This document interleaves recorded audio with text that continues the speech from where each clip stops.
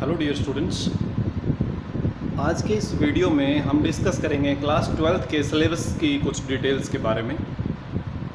कई बच्चों के डाउट्स थे, जैसे कई बार फिज़िक्स में हम सुनते हैं कि ये फर्स्ट यूनिट से रिलेटेड कंटेंट है, ये सेकंड यूनिट का है। कई बार हम उसे चैप्टर में बोलते हैं कि ये फर्स्ट चैप्टर है, सेकंड है।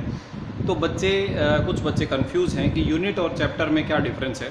तो उसी के लिए मैंने बेसिकली वीडियो बनाया है ताकि क्लास 12th में पढ़ने वाले जो बच्चे हैं वो यूनिट और चैप्टर में कंफ्यूज ना हो। देखिए, एक इन्फॉर्मेशन के अकॉर्डिंग मैं आपको ये बता देता हूँ कि जो फिज़िक्स है उसकी कई सारी ब्रांचेज होती हैं। उसमें हम अलग अलग चीज़ें पढ़ते हैं, जैसे हम इलेक्ट्रिसिटी पढ़ते हैं, इलेक्ट्रिसिटी या चार्जेस के बारे में पढ़ते हैं, मैग्नेटिज्म के बारे में पढ़ते हैं, एटम्स और न्यूक्लियाई के बारे में पढ़ते हैं, कम्युनिकेशन सिस्टम है, इलेक्ट्रॉनिक्स है। तो फिज़िक्स की अलग अलग ब्रांचेज हैं और उन्हीं के बेस पर अब जो हमारा 11th और 12th क्लास का सिलेबस है वो भी अलग अलग पोर्शन से लिया गया है, फिज़िक्स की अलग अलग ब्रांचेज से लिया गया है, जो बेसिक है और ज़रूरी है। आप सामने के बोर्ड पर देख रहे हैं टोटल 15 चैप्टर्स हैं।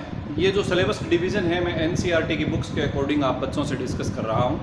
टोटल 15 चैप्टर्स में हमारे फिज़िक्स के चैप्टर को डिवाइड किया गया, सिलेबस को डिवाइड किया गया है और इसी को हम 10 यूनिट्स में कंसिडर करते हैं। अब हमारा यूनिट से क्या मतलब है, चलिए मैं आपको बताता हूँ।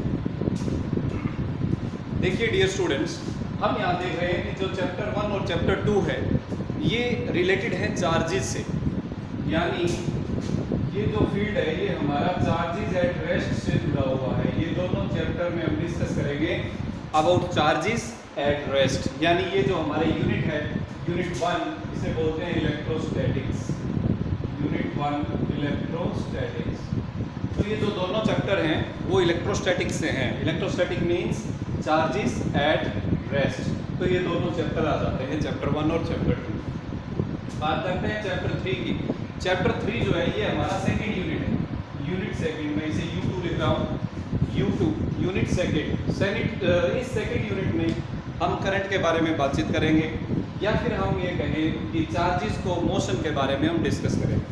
फर्स्ट यूनिट में हमने डिस्कस किया अबाउट चार्जेस एट रेस्ट और सेकंड यूनिट में हमने डिस्कस किया अबाउट चार्जेस इन मोशन। तो ये हमारा है सेकंड यूनिट। इसके बाद हम बात करते हैं यूनिट थर्ड।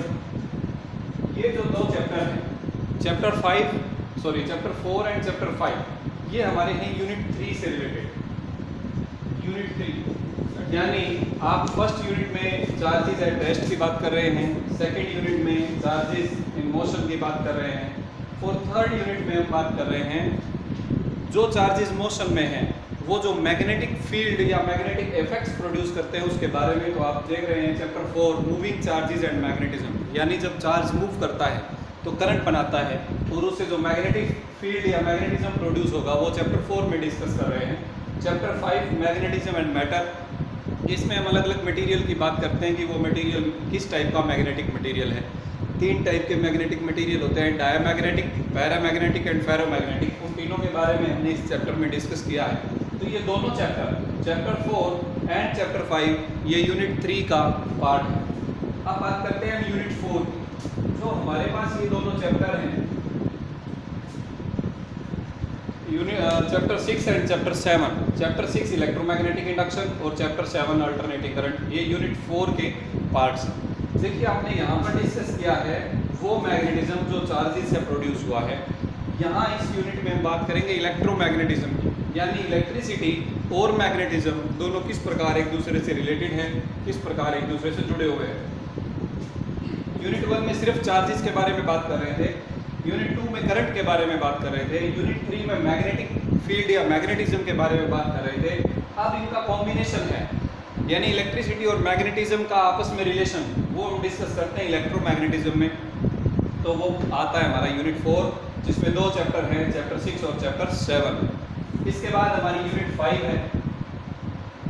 यूनिट 5 में एक ही चैप्टर है, इलेक्ट्रोमैग्नेटिक वेव्स। तो जो वेव्स होती हैं, फॉर एग्जांपल साउंड वेव्स जो आप लोग सुन रहे हैं, लाइट वेव्स जिससे हम देखते हैं, तो अलग अलग टाइप की वेव्स होती हैं। उनमें कुछ मैकेनिकल वेव्स होती हैं और कुछ इलेक्ट्रोमैग्नेटिक वेव्स होती हैं। तो इलेक्ट्रोमैग्नेटिक वेव्स के बारे में ये चैप्टर है, चैप्टर 8, जिसे हम यूनिट 5 भी बोल सकते हैं। इसके बाद हम बात करते हैं ऑप्टिक्स की। तो ये हमारे पास आ जाता है यूनिट 6 ऑप्टिक्स। आपने क्लास 10th में भी ऑप्टिक्स के बारे में पढ़ा है, जहाँ परावर्तन अपवर्तन वगैरह डिस्कस करते थे, लाइट रिफ्लेक्शन रिफ्रैक्शन वगैरह पढ़ते थे। अब उसी चैप्टर को आगे बढ़ा दिया गया है। इसमें 2 चैप्टर हैं। फर्स्ट है रे ऑप्टिक्स, और रे ऑप्टिक्स के अंदर हम डिस्कस करते हैं रिफ्लेक्शन को, रिफ्रैक्शन को। साथ ही में हमने इस चैप्टर में डिस्कस किया है ऑप्टिकल इंस्ट्रूमेंट जैसे कि आई, माइक्रोस्कोप, टेलीस्कोप, इन सब चीज़ों के बारे में हम इस चैप्टर में पढ़ेंगे। चैप्टर 10 है वेव ऑप्टिक्स। वेव ऑप्टिक्स आपने क्लास 10th में नहीं पढ़ा है, थोड़ा सा डिस्कस सिर्फ इंट्रोडक्टरी पोर्शन था, तो हम यहाँ चैप्टर 10 में पढ़ेंगे वेव ऑप्टिक्स। वेव ऑप्टिक्स में हमारे पास आ जाता है इंटरफेरेंस है, डाइफ्रैक्शन है, पोलराइजेशन ऑफ लाइट है, तो काफ़ी फिनोमिना जो है वो हम यहाँ पर डिस्कस करते हैं चैप्टर 10 में। तो ये दोनों चैप्टर ऑप्टिक्स का पार्ट है, इसलिए ऑप्टिक्स एक यूनिट है, यूनिट 6। इसके अंदर 2 चैप्टर हैं, चैप्टर 9 और चैप्टर 10, जिसको हमने इस नाम से जानते हैं। इसके बाद हम बात करते हैं यूनिट 7 की। हमारे पास यूनिट 7 जो है उसमें अकेला ही चैप्टर है, dual nature of radiation and matter. इस चैप्टर में हम पढ़ेंगे कि रेडिएशंस जो होते हैं, वेव्स जिसे हम जनरली मानते हैं, और मैटर यानी पार्टिकल्स, उनके ड्यूअल नेचर के बारे में। तो इस चैप्टर में हम पढ़ेंगे कि जो वेव्स होती है, जैसे लाइट है, उसे वेव तो मानते ही हैं, हम ऑलरेडी इस बारे में जानते हैं, पढ़ चुके हैं। उसे मैटर की तरह भी डिस्कस करेंगे, यानी लाइट पार्टिकल की तरह भी बिहेव करता है। तो इस चैप्टर में हम ड्यूअल नेचर की बात करेंगे, वेव्स की भी और पार्टिकल्स की। इसके बाद हमारा नेक्स्ट यूनिट आ जाता है यूनिट 8। यूनिट 8 के भी जो कंटेंट है वो आपस में जुड़े हुए हैं, एटम्स एंड न्यूक्लियर। आप जानते हैं कि जो एटम है उसका सेंट्रल पार्ट होता है न्यूक्लियस। तो इस पूरे यूनिट में हम एटम और न्यूक्लियस के बारे में बातचीत करेंगे। इसके 2 चैप्टर हैं। पहले चैप्टर में हम एटम्स की बातचीत करेंगे, दूसरे चैप्टर में हम सिर्फ न्यूक्लियाई की बात करेंगे, यानी जिसमें सिर्फ न्यूक्लियस होता है, न्यूक्लियस में प्रोटॉन्स, न्यूट्रॉन्स और बहुत सारी चीज़ें इसमें आप डेप्थ में पढ़ेंगे। इसके बाद हमारे पास आ जाता है यूनिट 9। यूनिट 9 हमारे पास है सेमीकंडक्टर फिजिक्स का पोर्शन, सेमीकंडक्टर इलेक्ट्रॉनिक्स।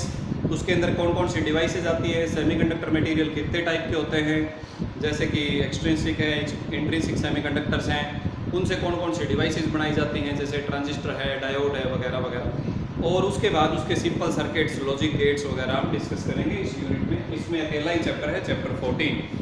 और चैप्टर 15 जो है कम्युनिकेशन सिस्टम, ये है हमारा यूनिट 10 और last unit of our syllabus. तो 10वां यूनिट है चैप्टर 15 कम्युनिकेशन सिस्टम। इसमें हम बातचीत करते हैं कि हम एक दूसरे से कैसे कम्युनिकेट करते हैं, जैसे हम टेलीफोन पर बात करते हैं, मोबाइल से बात करते हैं, रेडियो टीवी भी कम्युनिकेशन के सोर्सेज हैं। तो इन सभी चीज़ों के बारे में पढ़ते हैं कि ये कैसे काम करते हैं, कितनी दूर तक काम करेंगे, सैटेलाइट्स के बारे में जानेंगे। तो ये था हमारा सिलेबस। तो dear students, there is no matter of confusion at all. जो अलग अलग सब्जेक्ट्स हैं, केमिस्ट्री है, फिजिक्स है, बायोलॉजी है, मे बी किसी में चैप्टर सिस्टम है, किसी में यूनिट सिस्टम है। फिजिक्स में यूनिट और चैप्टर दोनों के सिस्टम को फॉलो किया जाता है, क्योंकि हमारे पास ये 2 चैप्टर एक ही बेसिक कंसेप्ट से निकले हुए हैं। तो जो बेसिक कंसेप्ट है उसे हम यूनिट बोलते हैं। तो टोटल 10 यूनिट्स हैं फिजिक्स में, और उन 10 यूनिट को डिवाइड किया गया है NCERT के अकॉर्डिंग 15 चैप्टर्स में से। तो इसलिए आप बिल्कुल कंफ्यूज ना हो। मेरी यूट्यूब चैनल के ऊपर मैंने यूनिट वाइज वीडियोज़ डाले हुए हैं, जैसे यूनिट 1, यूनिट 2, यूनिट 3। और फॉर एग्जांपल अगर ये चैप्टर अलग अलग हैं, जैसे मान लीजिए यूनिट 1 का आप देखेंगे यूट्यूब चैनल पर, तो आपको दिखेगा यूनिट 1 पार्ट 1, यूनिट 1 पार्ट 2। इसी प्रकार ये यूनिट 2, फिर unit 3 part 1, unit 3 part 2, unit 4 part 1, unit 4 part 2। इस प्रकार से आपको मेरे यूट्यूब चैनल के ऊपर प्लेलिस्ट मिलेंगी, और प्लेलिस्ट में जिस ऑर्डर में आपको वीडियोस दिए गए हैं, आपको उसी ऑर्डर में वीडियोस को देखना है। आपको अगर कोई भी प्रॉब्लम फील हो रही हो, अगर आप घर पर पढ़ते हैं, आपको डाउट्स आता है, या आपको समझ नहीं आ रहा कि मुझे कैसे पढ़ना है, कौन सा वीडियो देखना है, कोई भी प्रकार की प्रॉब्लम, आप YouTube के कमेंट बॉक्स में लिख सकते हैं।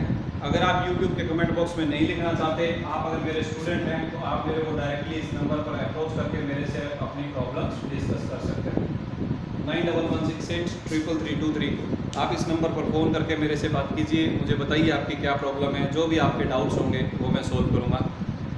तो चलिए, कुछ अपकमिंग वीडियोज़ हम जल्दी ही देखेंगे। मेरे पास कुछ वीडियोज़ ऑलरेडी अवेलेबल थी, 4-5 यूनिट्स की वीडियोज़ थी, जो कि मैं रेगुलरली आप स्टूडेंट्स के साथ शेयर करता आ रहा हूँ।